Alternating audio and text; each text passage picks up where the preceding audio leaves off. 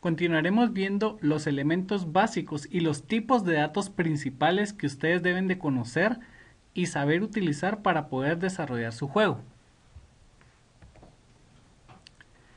El primer tipo de dato que habíamos visto en el video anterior es el tipo de dato vector 2. El tipo de dato vector 2, como su nombre lo indica, representa un vector de dos posiciones, X y Y.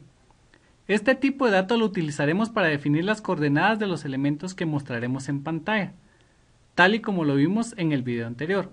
Para definir una variable de tipo vector 2 lo hacemos de la siguiente manera. Definimos el tipo de dato, que es vector 2, y luego ponemos el nombre de la variable, que es la sintaxis que aparece acá. Para inicializar una variable de tipo vector 2, debemos de utilizar la palabra reservada new. Esto es bien importante, porque para poder asignar los valores iniciales XY de una variable de tipo vector 2, siempre debemos de utilizar esta palabra reservada. Es decir, esto que aparece acá, variable posición, es igual a new, el tipo de dato vector 2, y aquí estamos diciendo con qué coordenadas iniciales queremos inicializar el vector. En este caso, X y Y. Otro tipo de dato que vimos en el video anterior es el texture 2D. Este es utilizado para cargar a memoria los assets de tipo imagen que vamos a utilizar en el juego. Ejemplos de estos assets pueden ser el fondo de la pantalla, por ejemplo el fondo que queremos que aparezca para nuestro juego, como lo vimos en el video anterior, la imagen del carácter principal, que en este caso era la navecita que habíamos mostrado en el video anterior, o también podemos cargar la imagen para enemigos que vamos a mostrar en nuestro juego. Una nota muy importante es que si vamos a trabajar juegos en 3 dimensiones, existe un tipo de dato específicamente para cargar este tipo de modelos y es el Texture 3D. Para el caso de los videos que vamos a estar haciendo, Texture 3D o 3D lo vamos a dejar fuera por este momento. Otro tipo de dato importante es el tipo Content. El tipo de dato Content nos sirve para cargar elementos del juego a memoria. Es decir, nosotros leemos las imágenes o los sonidos o los activos que tenemos en nuestro juego y para cargarlos a memoria vamos a utilizar Content. Generalmente es en el estado Low Content, como lo vimos en el video anterior, donde se utiliza Content para cargar los assets. Los assets son definidos en el proyecto, nombre de su proyecto, Content. Se recuerdan que cuando cargamos una solución se crean dos proyectos, el del juego y habíamos dicho que otro que era de tipo Content. Ahí es donde nosotros vamos a cargar los assets, es decir, las imágenes o sonidos que vamos a utilizar en nuestro juego. La sintaxis para cargar un elemento a memoria va a ser la siguiente: content, luego el método load y debemos de definir qué tipo de dato es el que vamos a cargar a memoria, seguido de el nombre del archivo que vamos a cargar. Aquí hay un par de ejemplos: content.load, texture 2D. Vean, este es el tipo de dato. Aquí estamos diciendo voy a cargar a memoria un tipo de dato que es una imagen que está representado por una textura 2D, texture 2D, y luego ponemos el nombre de la imagen. Si queremos cargar un sonido, vamos a utilizar sound effect y el nombre del sonido que vamos a utilizar.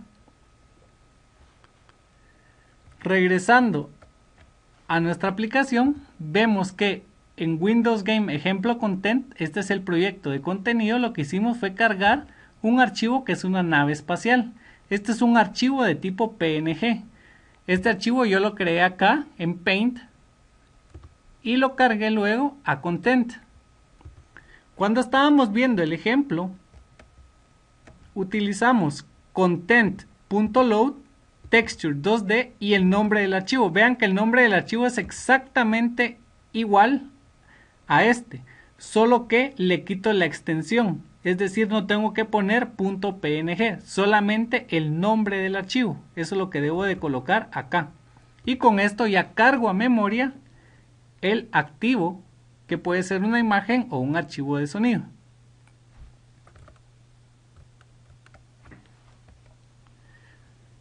Otra parte importante es cómo nosotros hacemos para poder mostrar en pantalla textos o mensajes para el jugador.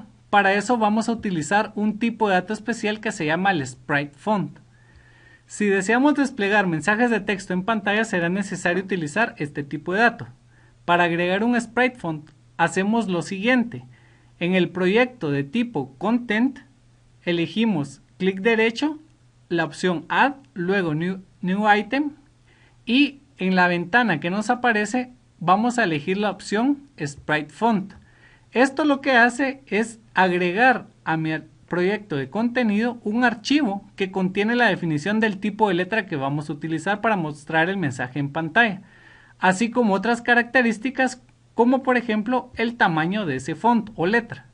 Para mostrar el mensaje, en vez de utilizar el método draw, que fue el que utilizamos en el video anterior, vamos a utilizar el método drawString. Veamos a continuación cómo hacer esa operación. Entonces, dijimos, sobre el proyecto de tipo Content, elegimos agregar un nuevo ítem y acá ubicamos Sprite Font y le ponemos el nombre que queremos a este archivo. Yo le voy a poner GameFont y le voy a dar clic a agregar.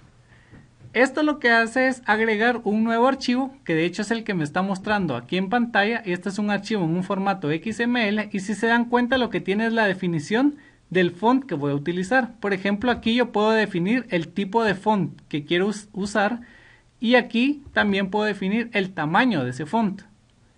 Ese archivo ahora quedó definido dentro de mi proyecto de tipo Content, es el que estoy marcando acá.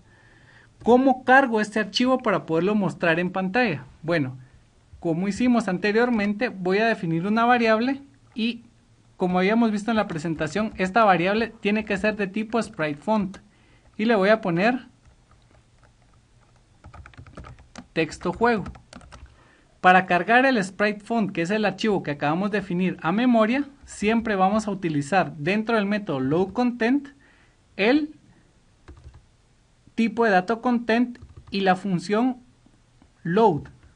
Entonces voy a decir texto juego es igual a content.load, solo que ahora el tipo de dato en vez de ser un texture es un Sprite Font y debo de ponerle el nombre del archivo que agregué acá, tal y como lo había hecho en el caso anterior, sin utilizar la parte de la extensión del archivo. El archivo es extensión .spritefont. Acá solo debo utilizar el nombre, tal y como lo hice en el caso de la nave espacial. Entonces debo de colocar GameFont. Con esto ya tengo cargado a memoria mi font. ¿Cómo lo puedo mostrar ahora en pantalla? Bueno, puedo regresar acá al método draw y dijimos que SpriteBatch tiene un método que se llama drawString. Este lo que recibe es un Sprite Font, que es la que acabamos de definir, que se llama texto juego. Luego lo que queremos mostrar en pantalla.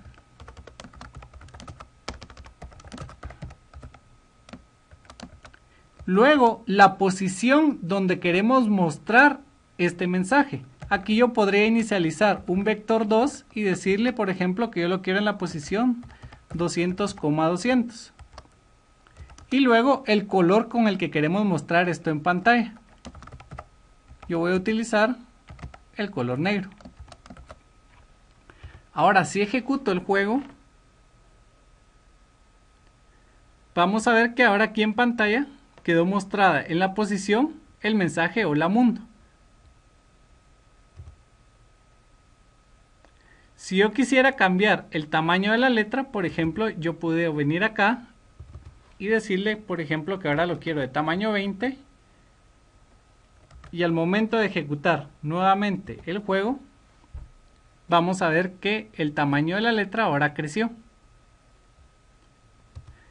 Bien, esto es lo que necesitan conocer para poder agregar mensajes en pantalla. Recuérdense, utilizar un Sprite Font y, como lo habíamos visto anteriormente, utilizamos nuestro SpriteBatch, utilizamos un vector 2 para poder ubicar el mensaje y utilizamos content.load para cargar a memoria nuestro font.